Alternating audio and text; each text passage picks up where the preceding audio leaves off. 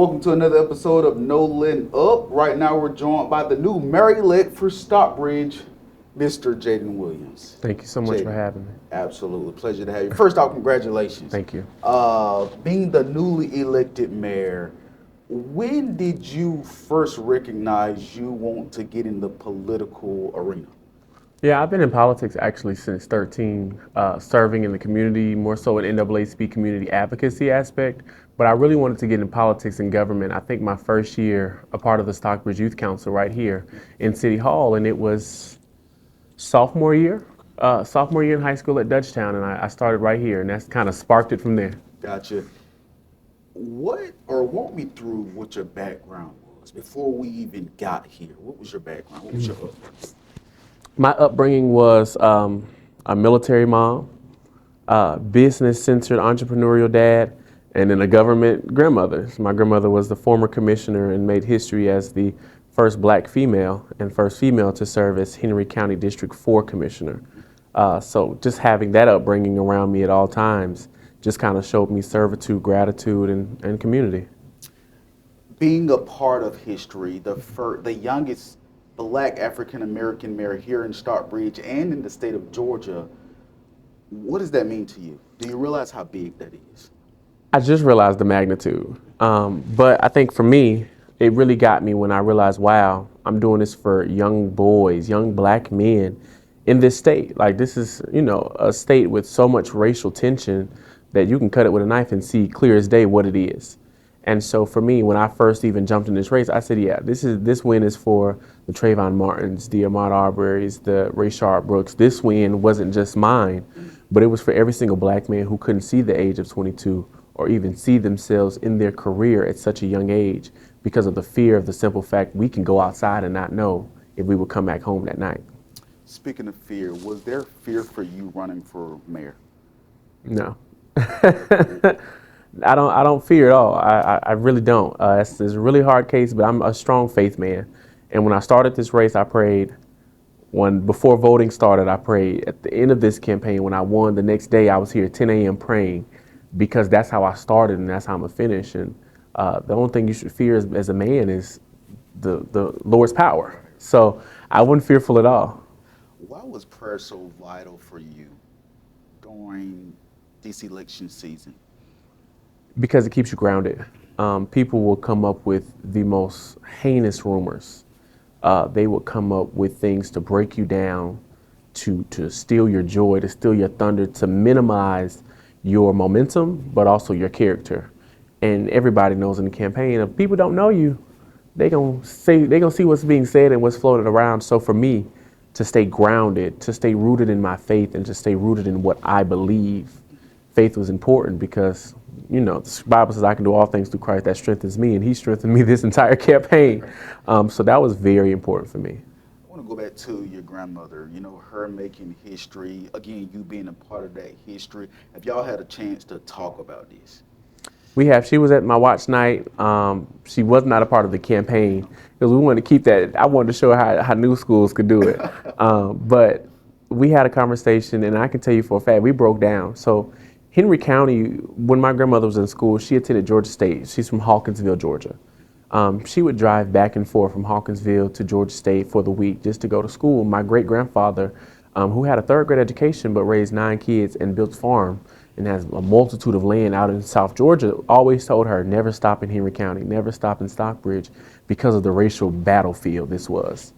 And to later on in 2017 be named the commissioner that represents Henry County, then to have your great-grandson come back and win mayor of a city that you said never to stop in, we just had to take a moment just to recognize, like, our ancestors built us for this moment. You said you and your grandmother, y'all broke down because of this recent moment. Yeah.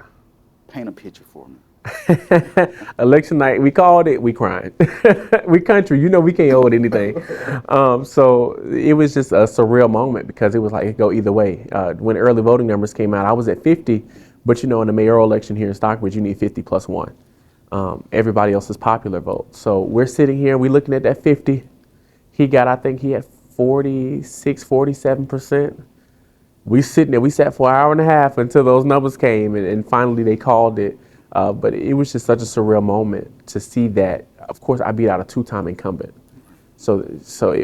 Yeah, it was a moment we just had to really reflect on how far we've come. We talked about it even before we started this interview. You taking this all in, you said you haven't. Why? I haven't had a moment. I think, like you said, it's historic. So from politicians and dignitaries, from community, from press, media reaching out to me, I haven't had a moment to actually just sit and go, breathe it out and realize what's happening. But I think it'll hit me eventually, probably inauguration or something like that. And speaking of your inauguration day, when you're sworn in, what do you think that feeling will be like for not just you, but your family, the young black boys that you spoke about? It's gonna be huge. The feeling is going to be undeniable. It's like you're going to feel the presence of change. I think Sam Cooke always made the song of change is going to come, but to finally see it is going to be a different story. Becoming mayor, what is the day one priority for you? I know you ran on, change, as you just said, affordable housing with some of the different things you ran on, but what is number one priority for you day one? For me, I'm really want to see where we stand. And so I've been working with council and mayor and council now to see how we can start an early transition because I start January 1st immediately, even before my inauguration. So I want to see how we can start a seamless transition so that it can make it easier come January. I don't want a lot of documents set in my face on day one, but I want to see where we stand. And then I'm going to hit the streets again because now that I'm in the seat, I've got your trust. Let's start planning priorities. And so I have priorities, but I want to get input from community members to see what that priority is on their list and how we can change to really push a forward-thinking Stockbridge. A lot of background on leadership, a lot of experience, but what do you believe propelled you for this specific moment? The NAACP, that organization alone, the oldest and the boldest civil rights organization in the country, to have that impartation of it is just heavenly. Like, I can call the national president, I can call our national board vice chair, I can call our chair and have those conversations because that is a family. And while we always talk about the things people don't like to talk about, and we always are the people that they call when it's time to get on the battlefield, it's still a family. And when you join, whether you're volunteering, whether you're on the executive committee of any state conference or in the county, it shows you're willing to work, but you're also working in a family environment. So I really believe a lot of the leadership qualities, the leadership tactics, I give it to the NAACP. Since winning this, what has the reaction been from the community? Excited. I have not been on social media to tell you what exactly, but from hearing reports back from my team, it's a definitely exciting moment.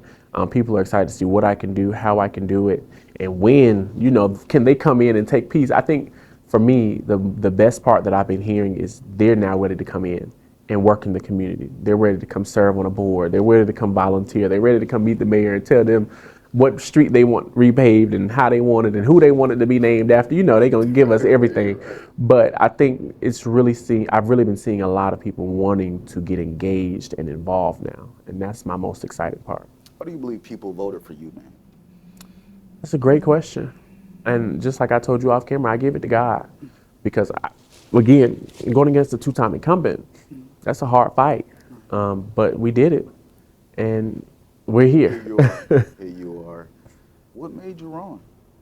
I really ran because when I left Clark, I said, okay, I'm coming back to Stockbridge. I'm not staying in Atlanta. Atlanta's good for some people, but I'm more country. I would have rather gone to Macon or Warner Robins, to be honest with you. But I came back home to Stockbridge. This is born and raised, son of the city.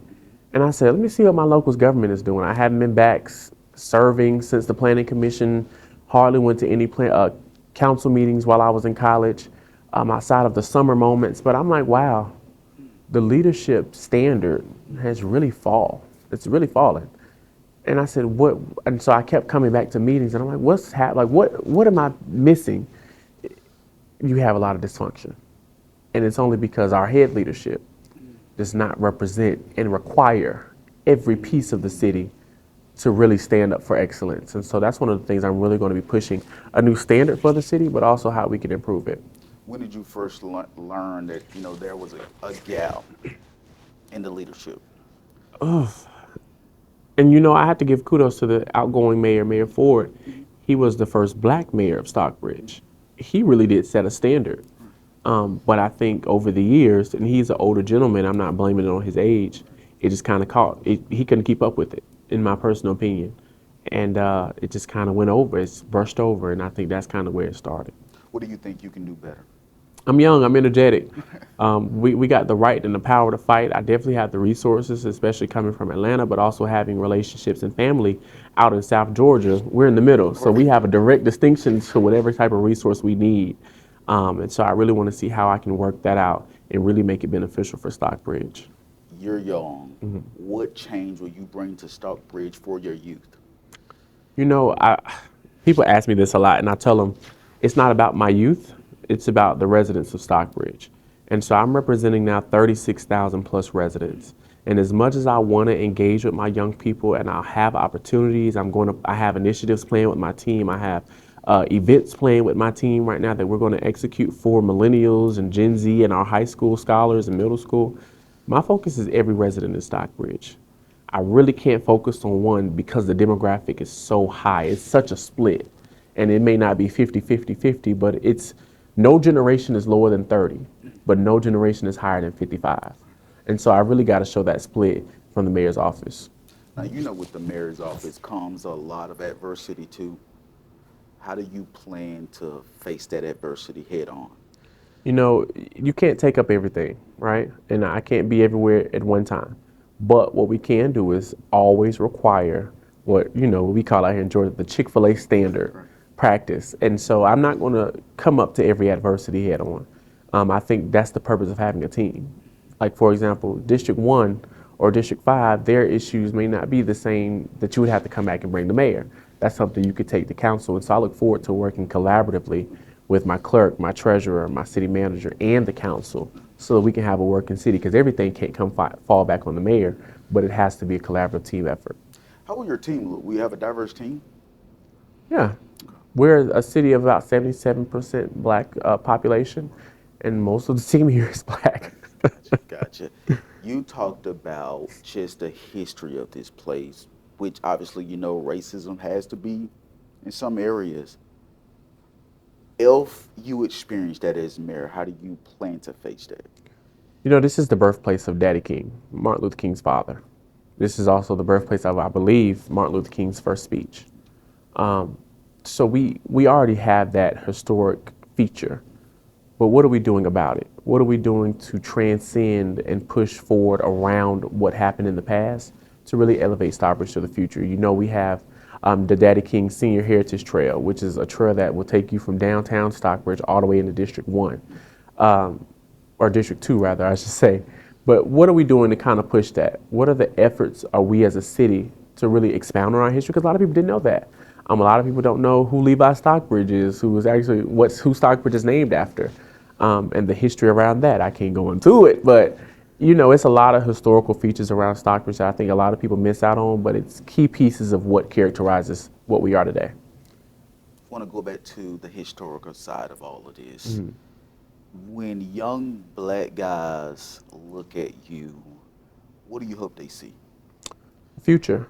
I really hope they see their dreams, their passions, their aspirations don't fall short. The light doesn't burn out.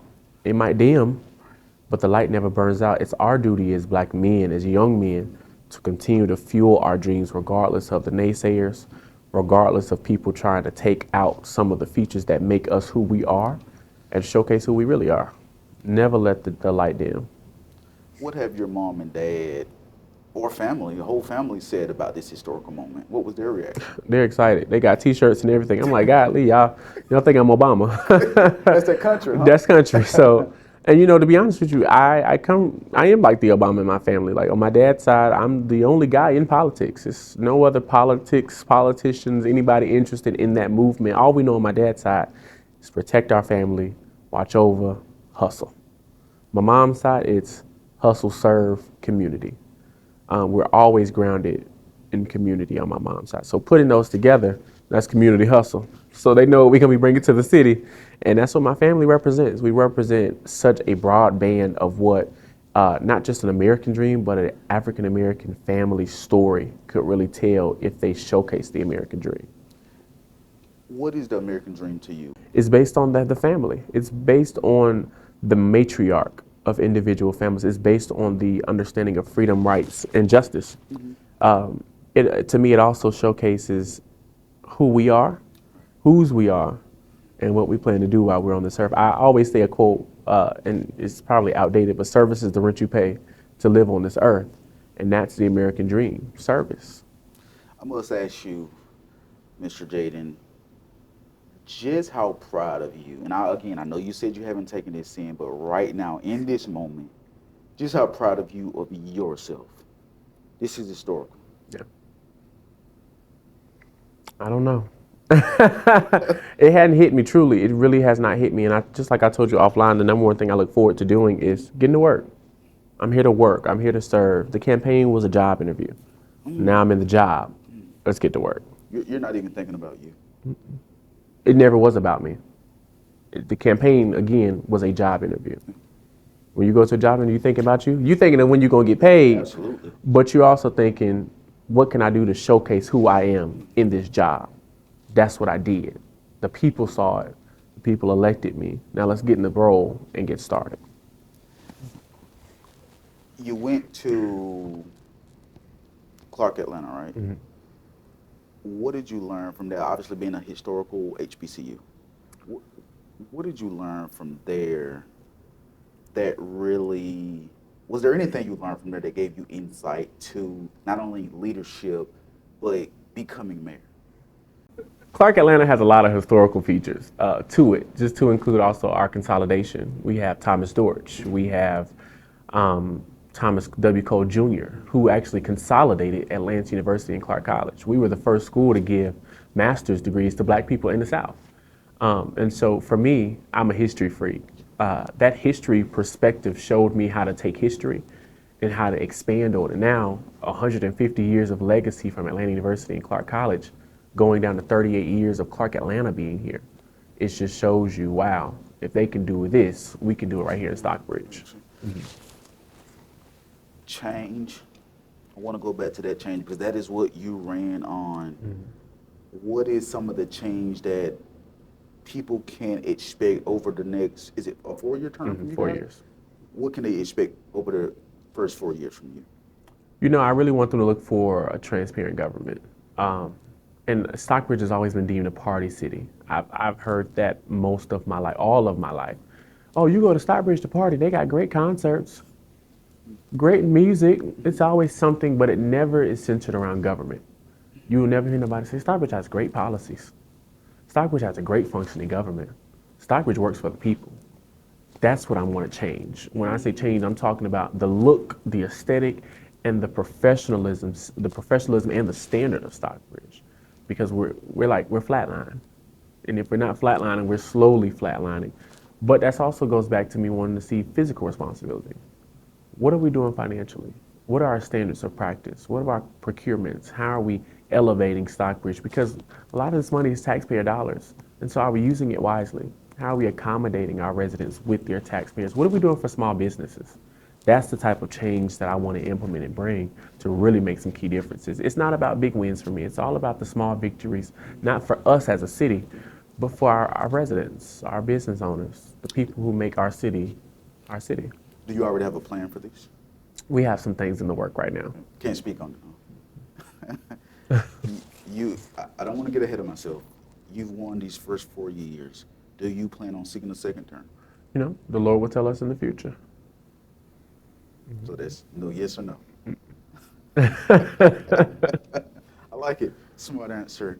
Do you have any sisters and brothers? I have one sister, one brother. What has been their reaction? Well, my brother's 1, so he doesn't know. There we go. But my sister is so excited. Like, she was telling me she went to school and a teacher that doesn't even talk to her that much is like, oh my God, your brother's the mayor. Come sit in the front. And so now she's kind of getting that special treatment, but I think she's kind of, it's hitting her as like, oh my God, my big brother is the mayor. Many people will say he's the mayor. He's probably going to show favoritism to his family. What do you say to that? I treat people the way they're meant to be treated. And that's not favoritism, but that's what you believe is good and what's right, fair and injustice. So, hey, I can't speak on that. I'm not everybody. I can tell you for a fact they're gonna just be my cousins and my little sister to me, but everybody else should treat them as they would want their children to be treated, as they would want their aunt, their cousin, their father, their dad to be treated. It's no different. You told me earlier how much family means to you. Who gave you the idea of embracing family at such an early age? My grandfather, my great grandfather, I should say, Elmer Thomas. He literally, like I said earlier, he built the foundation of what a family should look like. My great grandmother's 93 years old. She just turned 93. And while my great grandfather's no longer with us, she still instills with us, oh, I'm the matriarch now. Don't come down here trying to mess up what I got. But she shows us constantly. We meet once a month. Family. This is family time. We go and we do decoration with with our entire family. Where we go clean the grave, we cook out, and we enjoy ourselves. And that's how we keep that consistency of family. When he had a third grade education, raising 9 kids and a wife, and starting a church, I mean that's all you really need to show that yeah, you're gonna have your tough moments, but you gotta press through. You got to press through, and that's all what family is. I know a lot of people want to know who is Mary-Lake Jayden Williams outside of the political arena. Who are you? I'm a country boy. I wear my boots. I wear my overalls. Boots on the ground.